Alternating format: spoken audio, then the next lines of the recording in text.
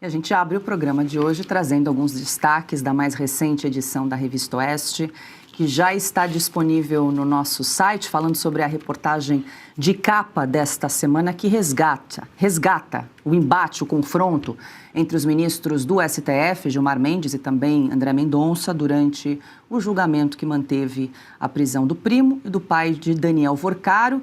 E quem está conosco e traz mais detalhes para a gente sobre o caso é o repórter Christian Costa, direto de Brasília. Cris, muito boa noite.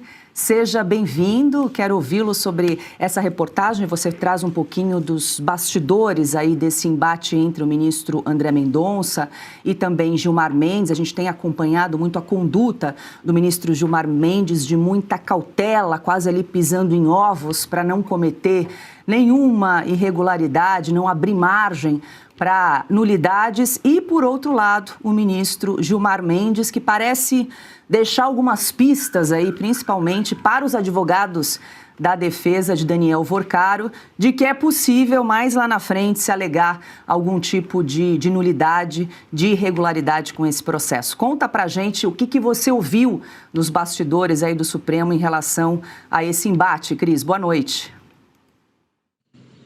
Boa noite, Paula, a todos do estúdio e também a nossa grande audiência.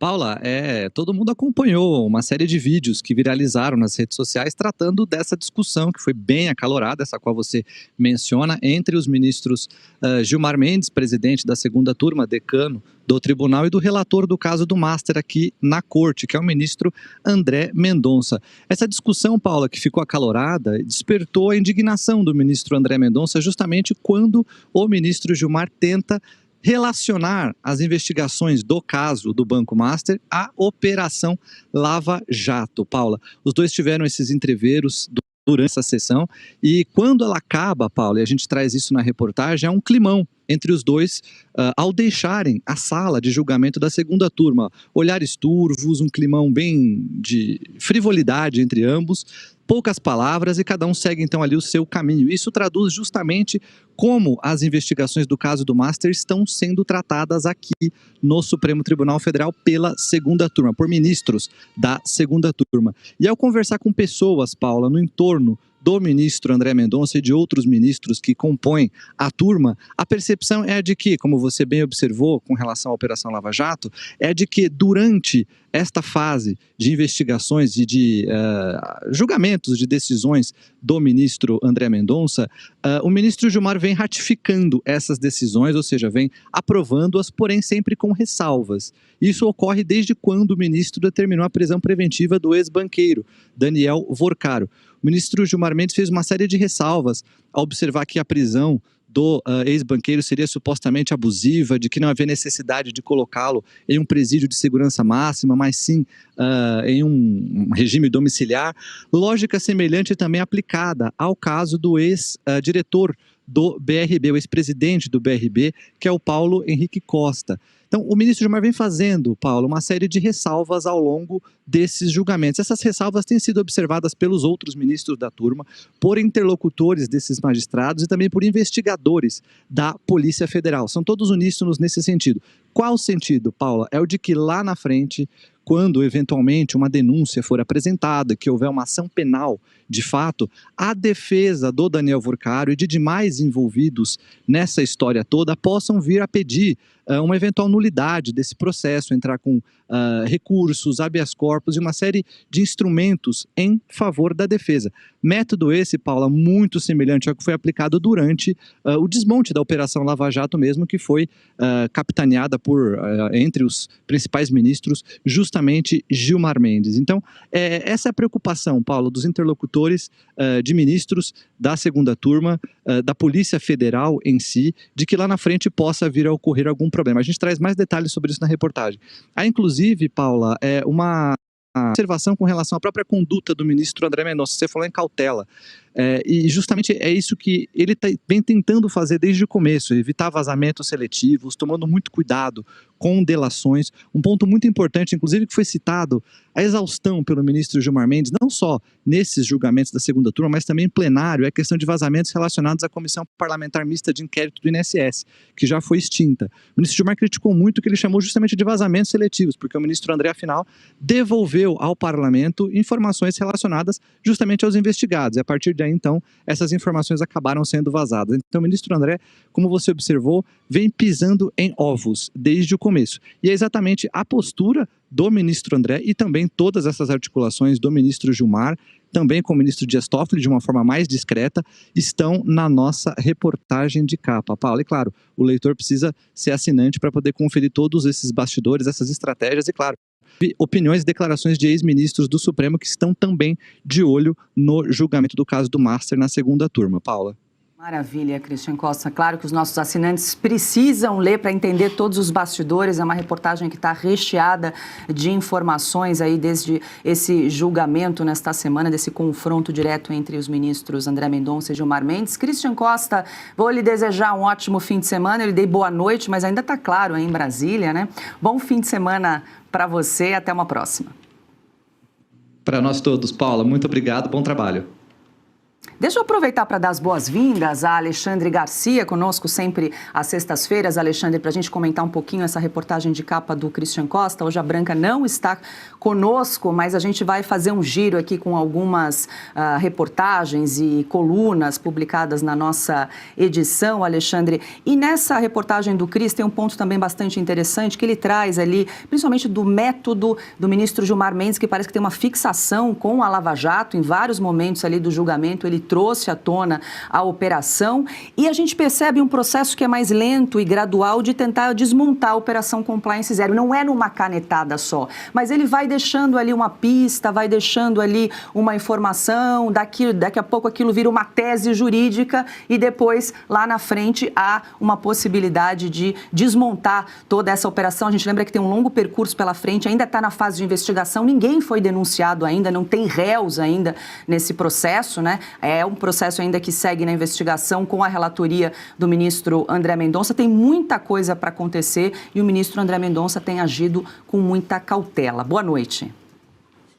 Boa noite, Paula, Ana, Piotto, Carlo. Que bom estar na companhia de vocês. Olha, Paula, você disse que aqui em Brasília ainda estava claro. Lá no Supremo, acho que a escuridão está chegando. Inclusive, há luzes coloridas, talvez, para disfarçar essas nuvens escuras que estão pairando sobre o Supremo e envolvem o Supremo, né? A gente vê, por exemplo, que o ministro decano está com nervos à flor da pele. Qualquer coisa, ele se emociona, né? Tiveram essa 24 anos, se não me engano, comemoração. Ou seja, são comemorações que se efetivam 11 vezes por ano, todos os anos, né? Lá na televisão, eu comentava muito que lá na televisão eu dizia que o termo latino asinus asinum fricat era bem posto, né? Um burro coça o outro. Quando a pessoa está no meio da mediocridade, entre medíocres, vão se elogiando publicamente. Na televisão tem muito disso. Ah, você estava maravilhoso no programa tal, você estava... Pois não, você que estava maravilhosa naquela reportagem, né? Nós esperamos que a população é que faça isso, e não nós entre nós, né? Fica estranho, mas o ministro se emocionou com a homenagem. De certo, era algo que ele estava esperando, que precisava de um apoio moral. E essa é a questão, essa é a grande questão. A gente vê, está óbvio, né? Só o cego não vê, mas o ministro André Mendonça já avisou que não é cego, que está percebendo a movimentação, né? Para fazer como fizeram com a Lava Jato. Dá um golpe e livra os ladrões, os corruptos, os que estavam sendo envolvidos lá na Lava Jato. Até veio aos poucos, perdão de multas, e hoje a gente entende por quê, né? Não houve nem espera, né, da entrada do dinheiro no Taiaiá, em seguida vem perdão de multa, mas enfim. E o que a gente está vendo agora é o diagnóstico muito claro. Eu usei muito o termo que precisou a Corte Suprema da Itália, berço do direito romano, gritar: o rei está nu. Porque a gente aqui, embora tenha olhos, muitos fechavam os olhos, não queriam ver, né? Não queriam ouvir e não falavam. Mas estava muito óbvio. Há 7 anos, o inquérito do fim do mundo. Aí vem esse diagnóstico da Corte Suprema de Cassação italiana, berço do direito romano, mostrando todas as mazelas que ferem o devido processo legal, as garantias fundamentais dos réus, dos investigados, a isenção dos juízes, né? E, sobretudo, essa, está escrito aí, illogicidade, né?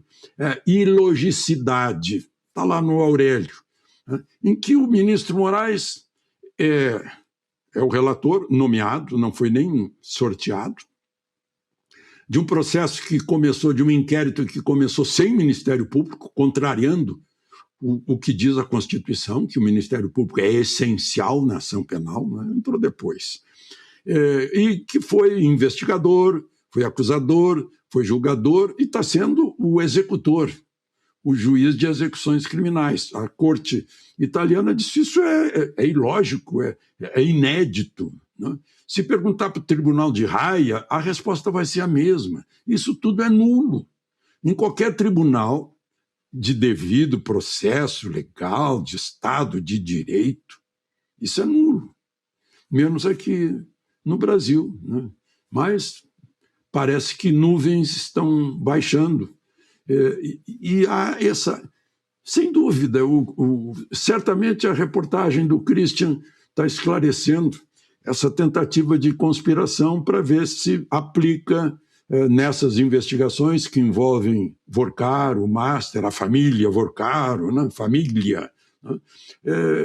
Podem receber a mesma guilhotina que recebeu a Lava Jato, né? Que era a esperança de todo brasileiro de acabar com a corrupção e de punir exemplarmente a corrupção. Agora, o que a gente está notando é que o Vorcaro fez muito mal ao Supremo que as manifestações do 8 de janeiro. As manifestações fizeram um estrago material. Vorcaro está fazendo fez um estrago moral. E esse é um estrago supremo.